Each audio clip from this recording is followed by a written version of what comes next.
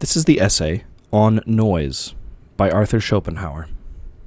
Kant has written a treatise on the vital powers, but I should like to write a dirge on them, since their lavish use in the form of knocking, hammering, and tumbling things about has made the whole of my life a daily torment. Certainly there are people, nay, very many, who will smile at this, because they are not too sensitive to noise. It is precisely these people, however, who are not sensitive to argument, thought, poetry, or art. In short, to any kind of intellectual expression. A fact to be assigned to the coarse quality and strong texture of their brain tissue. On the other hand, in the biographies or in other records of the personal utterances of almost all great writers, I find complaints of the pain that noise has occasioned to intellectual men. For example, in the case of Kant, Goethe, Lichtenberg, Jean-Paul, and indeed, when no mention is made of the matter, it is merely because the context did not lead up to it. I should explain the subject we are treating in this way. If a big diamond is cut up into pieces, it immediately loses its value as a whole. Or, if an army is scattered or divided into small bodies, it loses all its power. And in the same way, a great intellect has no more power than an ordinary one as soon as it is interrupted, disturbed, distracted, or diverted. For its superiority entails that it concentrates all its strength on one point and object, just as a concave mirror concentrates all the rays of light thrown upon it. Noisy interruption prevents this concentration. This is why the most eminent intellects have always been strongly averse to any kind of disturbance, interruption, and distraction, and above everything to that violent interruption which is caused by noise. Other people do not take any particular notice of this sort of thing.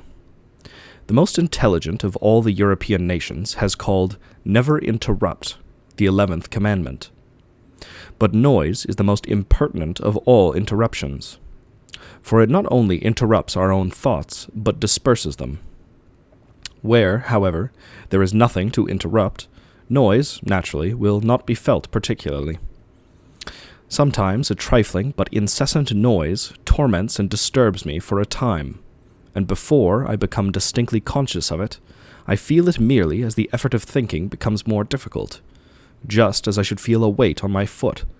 Then I realize what it is. But to pass from genus to species, the true infernal cracking of whips in the narrow resounding streets of a town must be denounced as the most unwarrantable and disgraceful of all noises. It deprives life of all peace and sensibility. Nothing gives me so clear a grasp of the stupidity and thoughtlessness of mankind as the tolerance of the cracking of whips. This sudden, sharp crack which paralyzes the brain, destroys all meditation, and murders thought, must cause pain to anyone who has anything like an idea in his head. Hence, every crack must disturb 100 people applying their minds to some activity, however trivial it may be, while it disjoints and renders painful the meditations of the thinker, just like the executioner's axe when it severs the head from the body. No sound cuts so sharply into the brain as this cursed cracking of whips. One feels the prick of the whipcord in one's brain, which is affected in the same way as the mimosa pudica is by touch, and which lasts the same length of time. With all respect for the most holy doctrine of utility, I do not see why a fellow who is removing a load of sand or manure should obtain the privilege of killing in the bud the thoughts that are springing up in the heads of about 10,000 people successively, and he is only on the road for half an hour. Hammering, the barking of dogs, and the screaming of children are abominable, but it is only the cracking of a whip that is the true murderer of thought. Its object is to destroy every favorable moment that one now and then may have for reflection. If there were no other means of urging on an animal than by making this most disgraceful of all noises, one would forgive its existence. But it is quite the contrary. This cursed cracking of whips is not only unnecessary, but even useless.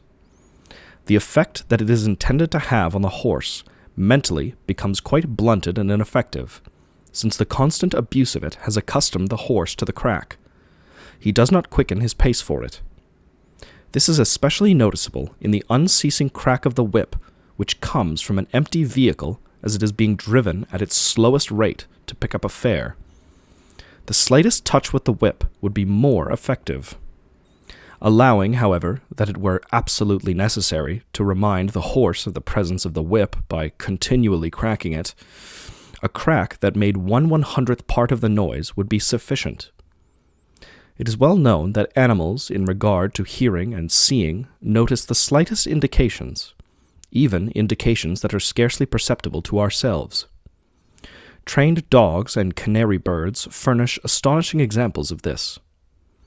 Accordingly, this cracking of whips must be regarded as something purely wanton, nay, as an impudent defiance on the part of those who work with their hands, offered to those who work with their heads. That such infamy is endured in a town is a piece of barbarity and injustice, the more so as it could be easily removed by a police notice requiring every whipcord to have a knot at the end of it. It would do no harm to draw the proletariat's attention to the classes above him who work with their heads, for he has unbounded fear of any kind of head work. A fellow who rides through the narrow streets of a populous town with unemployed post-horses or cart-horses, unceasingly cracking with all his strength a whip several yards long, instantly deserves to dismount and receive 5 really good blows with a stick. If all the philanthropists in the world, together with all the legislators, met in order to bring forward their reasons for the total abolition of corporal punishment, I would not be persuaded to the contrary. But we can see often enough something that is even still worse. I mean a carter walking alone and without any horses, through the streets, incessantly cracking his whip. He has become so accustomed to the crack in consequence of its unwarrantable toleration. Since one looks after one's body and all its needs in a most tender fashion, is the thinking mind to be the only thing that never experiences the slightest consideration or protection, to say nothing of respect? Carters, sack-bearers, porters, messengers, and such like are the beasts of burden of humanity. They should be treated absolutely with justice, fairness, forbearance, and care, but they ought not to be allowed to thwart the higher exertions of the human race by wantonly making a noise. I should like to know how many great and splendid thoughts these whips have cracked out of the world. If I had any authority, I should soon produce in the heads of these carters an inseparable nexus idearum between cracking a whip and receiving a whipping. Let us hope that those nations with more intelligence and refined feelings will make a beginning, and then, by force of example, induce the Germans to do the same.